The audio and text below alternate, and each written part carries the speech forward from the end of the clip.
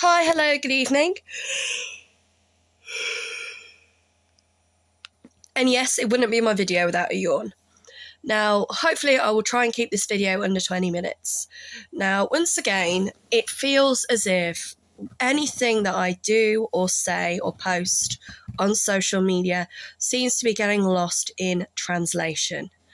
Now, I want to make it perfectly clear to people that just because I have admitted that I have health problems plus learning disabilities, which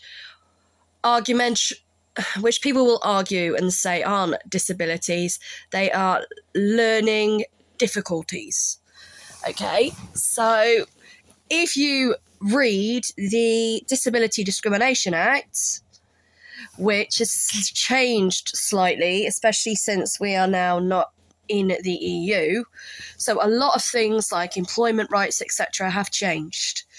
So some people will say, just like with autism, which is what my son has, that it is a disability. And some people will say that autism is not a disability, it is a difficulty, or it's a different way of you living your life because of the way that you think and see the world. You know, at the end of the day, we're all individual, and there's always going to be aspects of ourselves that makes us who we are. And that is what having a personality and being an individual and being human is all about. Now, with myself, I have got dyslexia, dyspraxia, and dyscalculia. Now, they are disabilities. However, to get support for dyslexia, dyspraxia, and dyscalculia, you don't get them. Okay, I got them kind of at college, so I was given like extra time for exams when I retook my GCSEs. When I took my GCSEs at school, I got extra time for my exams. When I did my national diploma in animal care, I had a scribe whose handwriting was even worse than mine.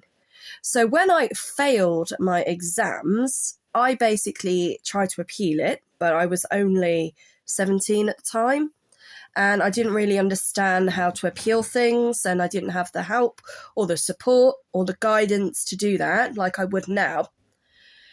And their handwriting was worse than mine.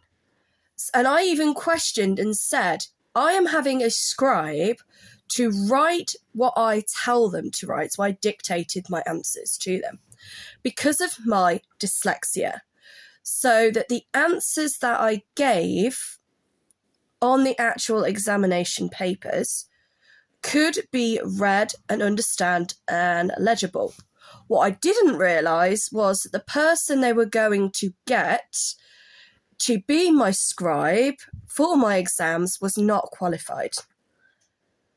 Okay, my answers might as well have just been written in Sanskrit, or in Punjabi, or Gujarati, or French, or Spanish, or German. Even I could not read what had been wrote. And I questioned this, and I said to the people that wrote on my behalf, are you qualified? Are you a scribe? Is this your job? Have you been employed by the college to basically assist people who have learning disabilities or have learning difficulties? So when it comes to exams, you are then paid as an independent governing body approved scribe to write on the behalf of these students. So you're not basically some teacher or lecturer that they've just found that's available on that day, who works for the college, who works for the school, and has been asked to write on their behalf. And basically they said, no, we are not a qualified scribe. I'm a teacher, I'm one of the lecturers, and I've been asked to write on your behalf for you. And it's always the incoming joke that, you know, to be a doctor, you need to have a degree in medicine, but you don't need to know how to write a prescription. And so I was not happy. And this is one of the things that's always worried me about my son. two of my children go to school, mainstream. They didn't at first, but they do now, and they're doing really well. I wouldn't say that they are exceeding their expectations or that they are reaching their developmental goals or that they are achieving what they could achieve. They are what I would call average. And the reason that they're average is because of society. Okay, they're in a public school in an area of deprivation. The majority of the children that go there will be lucky if they get to go to college or university. But most of them, they will finish school. They probably will come out with a pass, for argument's sake, in their GCSEs.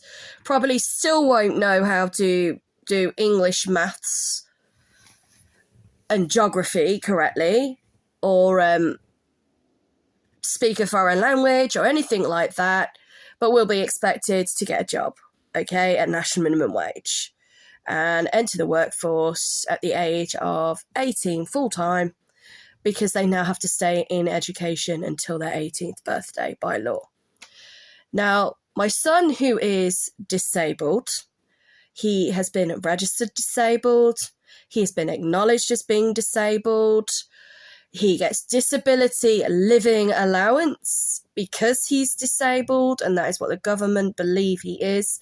So it's not just the doctors saying he's disabled, the government have said he's disabled. So basically he's fitted into that little box that has said, yes, you have a disability, we will support you. However, you cannot under any circumstances go to a mainstream school. I have pushed and pushed and pushed to try and get him into mainstream education, and the attitude, unfortunately, of the school in which my other two children go to have basically turned around and said, we are sorry, but we do not believe that mainstream education would suit your child. Now, I have spoken to Warwickshire County Council about this. I have spoken to the Educational Authority about this, and they've basically said to me that under no circumstances can they discriminate your child. Under no circumstances, under the Equal Rights Act and Disability Act and the fact that every child has a right to an education within the UK, can they turn around and tell you no. They can say, we're really sorry, there's no places available in the year in which you want your child to be educated in.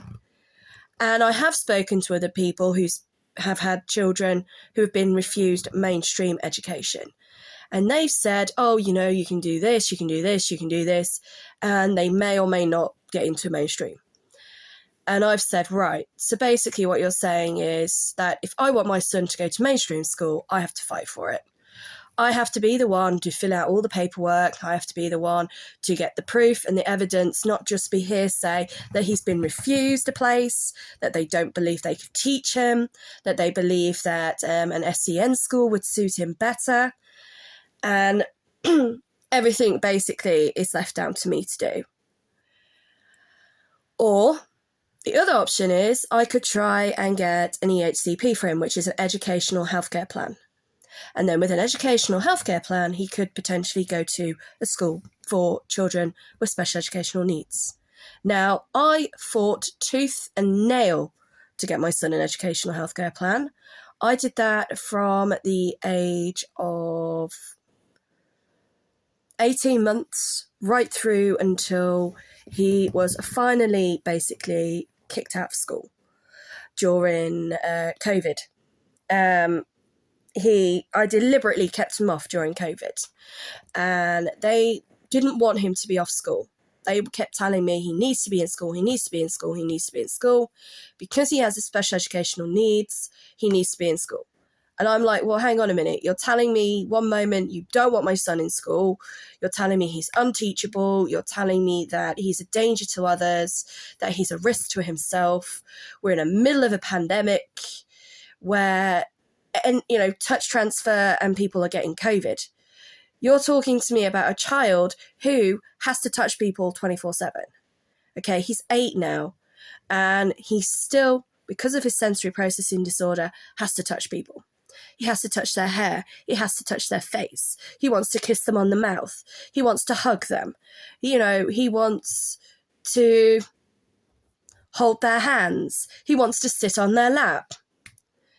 And this is what he was doing in school. He was being very touchy-feely with the staff, and he was being very touchy-feely with the students, and they were not able to work with him or explain to him that you don't do this, that it's inappropriate behaviour, or whatever the guidelines were, and they were not happy having him in mainstream school. Even now, every time he sees his brother, when I pick him up from school, he goes running into the playground, and he will want to hug his brother. He will want to kiss his brother. He'll want to hold his brother's hand. And his brother, because he doesn't want his friends to know that his brother's disabled, will be like, get off me, don't touch me, leave me alone. And he can get quite abusive towards him. So we kind of got into the habit where I do not take my son to pick up his brother from school. And if I feel comfortable on occasions, I've let his brother walk home. But for safeguarding reasons, I would rather pick him up. And again, with special schools, SEN schools, they are overrun.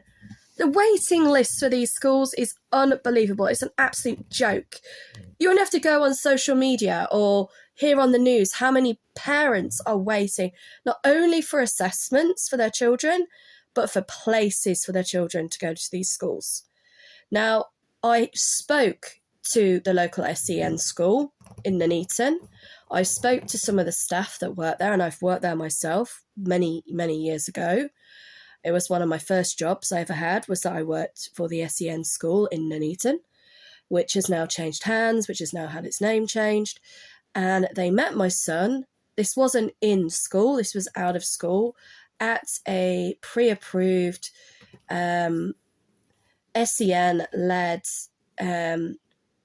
event that takes place at Stockingford Community Centre. And when the teachers met my child, they said to me, "Are you homeschooling him?" And I said, "Yes, I am. How are you finding it?" And I said, "It's really hard. It's a real challenge to be homeschooling him. I know that by law, I do not even have to stick to the national curriculum by homeschooling him. It is my personal choice. It is my job as homeschooling him to basically work with him, work with his needs, and see how I can support him as best I can and teach him." So that's what I'm doing.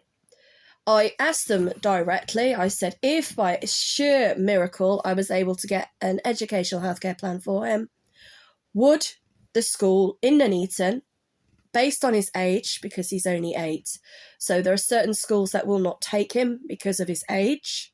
He has to be older to apply for other schools in the county. Would you take my child if there was a place? And they said no. They asked me straight away, does he mask? And what masking means is when he's with his peers or with people of a certain age range, does he act a certain way to try and fit in? And I've said yes. Sometimes he will mask and sometimes he won't. And they said, right, our worry would be that if he came to our school, which is SEN orientated, where we have children that he is more than likely going to end up in a class with who are more severe than him with their disabilities, which are not necessarily just autism. Our worry would be, looking at the way your son is performing now, is that he would copy them. And that would make it worse for him, not better. What you need to try and do is get him into mainstream education. That, in my opinion, and this is what they told me, would be the best course of action for him. Has he got brothers? And I said yes. And his brothers aren't happy. And they're like, why? I said, because they'll come home with their homework and Brynny will do it for them. And they get really, really frustrated. So, like, my youngest, he's 5, so he had to do a project on Africa. And so I told Brinley, my son who I homeschool, hey, guess what? Your little brother's doing a project on Africa. We're going to do an entire day at home about Africa, yeah? Just you and me. And then, when your little brother comes home from school, you can help him with his homework. He can literally almost name every single country in Africa. If I remember rightly, there are 52 in total. I'm just guessing. I mean, even I can't remember how many there are. And that was just from watching a program on YouTube. There are some fantastic educational programs on YouTube, but there are some really, really awful things on YouTube as well that children can access. So supervision when using YouTube is vital. There are those things that seem to seep through, which are deadly. But there's this one guy on YouTube, and what he does is it's all to do with geography. And he'll pick a country, or he did one where it was like the 52 states of America. And my son, he will sit there and he will watch this guy. And he'll go Alaska, Alabama, Texas, Oregon, and he'll literally go through them all alphabetically, which is a bit confusing because they don't run alphabetically along the way that the country is. And then it'll be like Boise, Idaho, what is the capital sort of thing. And my son, he absolutely loves this stuff. And he'll watch it. And I am so glad that he has the initiative and the self-motivation to want to do that. So with my son, it's very auditory and visual. That is how he learns. Writing, as I've explained before, we do struggle with because of his pincer grip movements and the fact that he's left-handed, he struggles. But put him in front of a computer and he can type. So I've been teaching him touch typing on the laptop. So even though I have dyslexia, dyspraxia, and dyscalculia, if you were to talk to my children and get them to spell stuff for you or work out a maths equation, they can do it. All right? My 10-year-old is so annoyed that his brother, who is 8, can already do his maths homework for him. And that is because their dad is excellent at maths. So when it comes to maths, I get his dad to teach them. And then I obviously work through the workbooks with him that you can just buy from everywhere and anywhere. You don't even have to buy them, actually. You can just download the information off the internet. But I find it easier to use the workbooks and they have the answers in the back. Obviously, my son hasn't got to the point where he's realised the answers are in the back, so I'm quite lucky. But he knows how to do times tables, he knows how to do fractions, he knows how to do algebra, he knows how to do decimal places, he knows how to do long division. I even had my 5-year-old the other day learning how to do long division. And he absolutely loved it, and because they're so competitive with each other. And I like that, because sometimes the problem you get with boys, not that I want to be tarring them with the same brush or anything, or say that they're different to girls, is it can be quite hard to get them motivated. But with my boys, they are so competitive with each other that if I was to say, like, give them all the same maths equations to do, which obviously I pick like a medium level, they would literally be competing with each other to try and get those maths done. And it's the same with spelling. They love Scrabble. Oh my gosh. We haven't played it this week, but we try and do it at least once a month. We'll have a Scrabble competition. And my children, although they've not learned how to use a dictionary yet, but in all fairness, I never learned how to use a dictionary until I was in my 20s. They know how to use a mobile phone. So if they think they've got a word out of the 7 letters that they've got for Scrabble, they will actually use my phone and speak into my phone and say the word what they think it is to see if they've spelt it correctly, or to find the meaning of the word that they think they've spelt. And then my phone will talk back to them. So when people are saying, oh, well, if you've got dyslexia, how can you be teaching your kids? Well, that's one of the good things about modern technology, all right, is when used correctly, it can be really, really beneficial and helpful.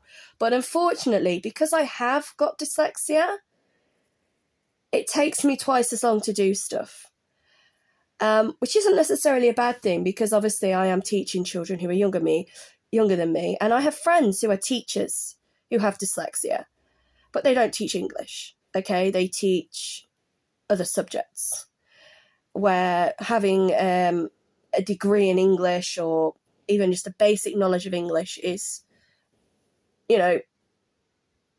passable. They don't need a degree in English to teach.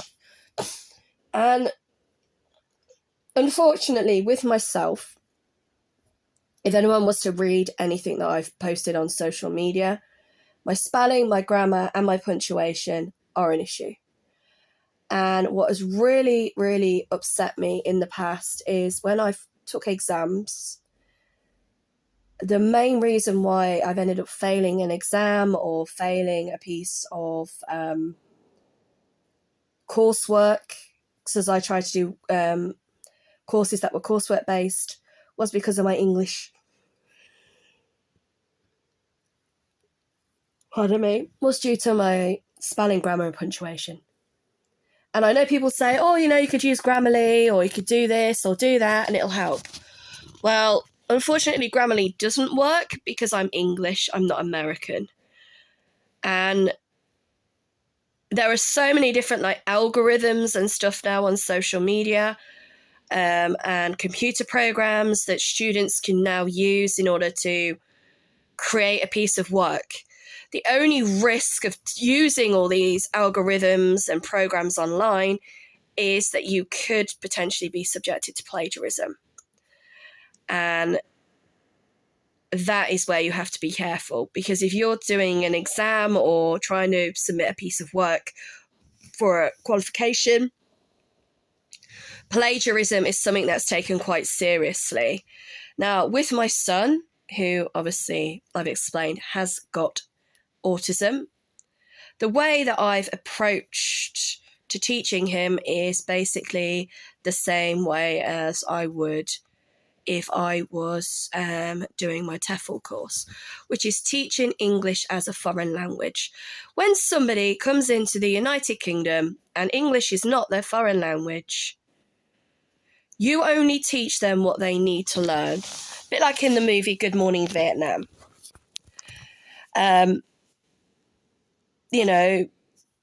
You teach them what they're going to need in order to survive in the United Kingdom. So the things they're going to need to know is basic English, basic maths, basic geography. If they know how to use a mobile phone, a lot of the time they could just press the translator app, and they don't even need to learn the language, to be honest. They need to learn how to do things like how to open a bank account, how to get a national insurance number, how to work with the Inland Revenue, follow the rules and laws and regulations that are presented with them, how to retake their driver's license and get their driver's license and driver's test in the UK, depending on how long they've been here or wish to reside here. So again, how to fill in documentation about British national citizenship, etc., and how to apply for universal credit. And it's not like they are forced to go to college or school or university for 18 years and then told to get a job. So I know people are concerned and they're a bit apprehensive, a little bit worried about my son. But at the end of the day, touch wood, he's doing really, really well at the moment. The things that he is struggling with that I know are going to hinder him in the future are not whether he can read or whether he can write or whether he can solve maths equations, but it's how he has the ability to integrate within society. How is my son, as a person, as an individual, going to be able to cope and adapt in order to survive in the 21st century? Now, I myself, again, I have mental health issues. They have been an ongoing issue for years. There is no cure. All right, there's prevention, and there's ways of retraining the brain, I guess, or learning ways of coping and things. And it's the same with my son. So yes, for example, we're teaching him how to tie his shoelaces. He's 8. I think every child needs to know how to do that. But if we get to the point where we feel that him trying to achieve this isn't going to happen, then in today's society, we can buy him shoes he can just slip on. We can buy him shoes with Velcro. We can buy him shoes with press-studs. And it's the same with t-shirts or shirts. You know, if he can't do up buttons, he doesn't have to have a shirt with buttons. You can get them with poppers nowadays. You can get them with Velcro. So it's all about thinking outside the box and how to make life as easy as possible for him. But the one thing that I would love for him to learn how to do is his social interaction with others, so that when he is older, he does not run the risk of having unfounded allegations made against him because of something that he has done or something that he has said, but not realise what he has done or has said is wrong, because he doesn't have the mental capacity or understanding as to what he has done. And this is the worry that I have for him. I think one of the most scariest things was, I think it was like NCIS or something. I know there are only programs on TV, where there was this guy who was disabled. And one of the things, again, he did was he didn't make out he was disabled as he was. So, again, he masked. And so when he eventually murdered someone, which is really, really sad, what ends up happening is, so he doesn't go to prison, the the lawyer who represents him, makes him out to be more disabled than what he may or may not have been. And by doing that, so basically by saying, Your Honour, I don't believe this person knew what they were doing because of their mental IQ, because of the way that they are, therefore don't send them to jail, send them to a place for people who are disabled, who are mental. And the actor that played the character, it was absolutely amazing. The look on his face of horror when he got sent to this place with people who were disabled was scary as hell. Because he then knew there would never be any way of getting out. And my little boy, he kind of came in at that point and he said, Mum, what's happened? What's wrong with that man? And I said, because they didn't want him to go to prison, they sent him to a mental institute, which he'll probably never be able to leave. And then he turned around and said, but Mummy, if he'd have gone to prison, couldn't he have appealed? Couldn't he have, got out in, if he'd been given 25 years to life for murder, couldn't he have got out on good behaviour in 15? And I said to him, yeah, you're probably right, he could have. But he wasn't given that choice. I'm not saying that whether the way that was shown on TV is right or wrong. I'm not a lawyer. But what I would not want is for my son to ever be in that situation. Nobody would ever wish that on any child or on any human or on anybody. But with my son, I mean, we've had moments where, he has been mentally or physically aggressive and put himself at risk and others. And people will say, oh, he's only a child, he's only 8. And I'm like, yes, but he's not going to be 8 forever. And as his mother, it is my job to make sure that I put steps in place so that when he is no longer 8 and he is 18 or 20 or 21 or 35 or, 47 years old, I won't be alive by then probably, because I'm 41 myself, that he's safe. And that the people that he integrates with and spends time with are as safe as possible too. And this is why I do not again feel that him not being able to go to mainstream school is wrong. Because I feel the only way that he would have benefited from social integration is through mainstream education.